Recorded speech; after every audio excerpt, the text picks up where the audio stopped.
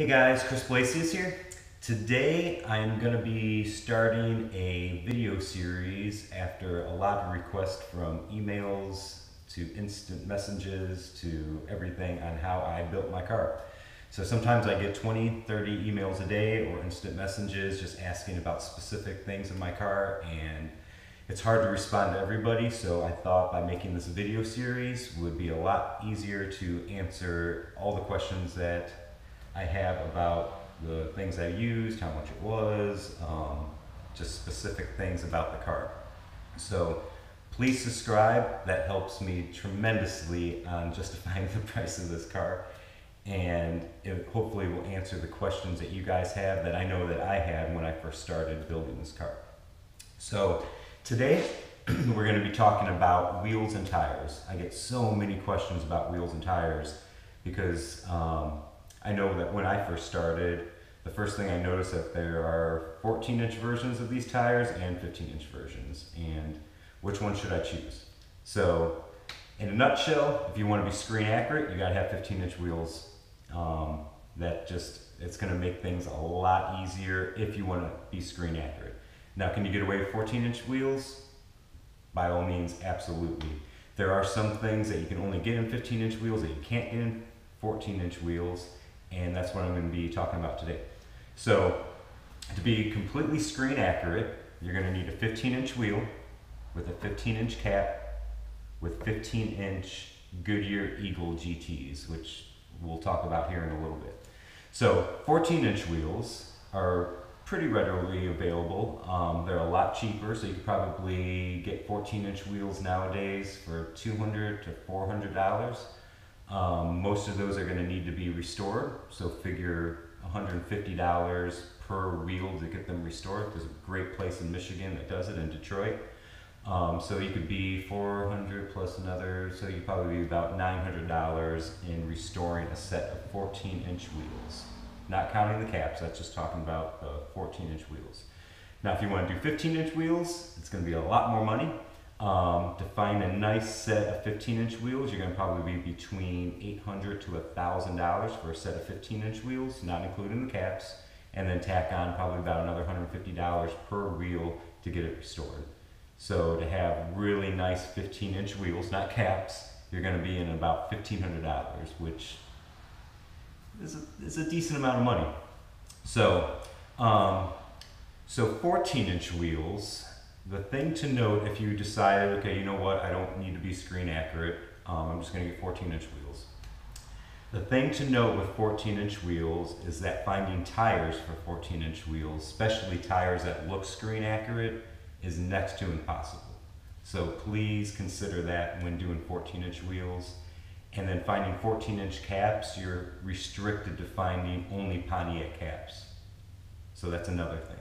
So it's going to be a needle in a haystack to find actually 14-inch caps all the way around. 15-inch versions, I mean, I've been looking at these cars for so long now that I can spot a 15-inch wheel a mile away compared to a 14-inch wheel. I know it's just an inch, but it does make it, to me, it makes a huge difference when looking at the car. So with 15-inch wheels, you have the option of having Pontiac caps, which I have on my car, or there are companies that actually reproduce the 15-inch cap that looks very close to the original. I mean, you probably can't even tell the difference between the original and that. So, and then also the tires become more readily available with a 15-inch version. So to be screen accurate, you gotta have the Goodyear Eagle GTs, which I have on this car. It's actually shocking, the car shows that I go to, the third gen gurus out there, that's the first thing they say to me. They're like, oh my goodness, you have Goodyear Eagle GTs, where did you find those? Are those new old stock? So I'm actually shocked at the people that remember these tires. So Goodyear Eagle GT, you cannot order them from Goodyear. You actually have to go through a third-party company called Kelsley Tire, and you're going to be spending way too much money for them. So for 15-inch Goodyear Eagle GTs, which they only come in 15-inch, you're going to be spending about $350 per tire for Goodyear Eagle GTs. Now, There are the, I believe it's Bridgestone that makes the other version that looks like the Goodyear Eagle GT. That's, in my opinion, good enough. I mean, the tread pattern is almost identical to these. They're so much easier to get, and I believe they're like $140 a piece. If I drove my car, I probably would have got the Bridgestones, but I don't drive my car. It's literally a trailer queen, so I had to have the Goodyear Eagle GT tires.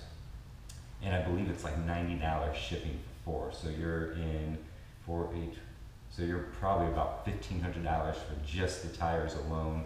Then you're about $1,500 for the wheels, so that's $3 grand. And then if you're lucky enough to find the caps, I mean, I've seen caps that need to be painted, which they all need to be painted.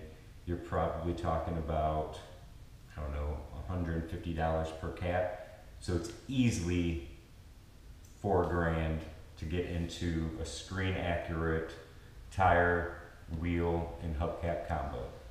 Now with the hubcaps, if you do drive your car, it's highly, highly, highly, highly recommended that you drill holes in the back of the cap and you actually zip tie the cap onto the wheel. Because even if they're nice and tight, I can promise you if you take a turn fast enough, these caps are just going to fly off and there goes all your money. The third-party companies that's starting to reproduce these are actually having it where when you put the bolt in to the lug right here, it's actually holding the caps on, which is so awesome. Those weren't around when I built my car. I probably would have went that direction. With mine, I actually bought a whole entire car for just the wheels and caps. The rest of the car I scrapped. That's how hard it is nowadays to find 15-inch versions of these. The reason why there's so much money is because if you're new to the hobby, there's something we joke about in the hobby that says the Knight Rider tax. There definitely is a Knight Rider tax on 1982 parts, because there's a lot of specific parts on these cars that you can only find on a 1982 Trans Am, and people know that, so they charge pretty much double for these parts. So as time goes by, 15-inch wheels are going to become harder and harder and harder to find. So if you find a set for cheap enough, by all means go ahead and buy it, and it's going to be pretty much what you need for this combo. So like I said, I'm going to be creating a video once a week going through every aspect of this car. So I just decided to start with the wheels and tires because that's a common question I have.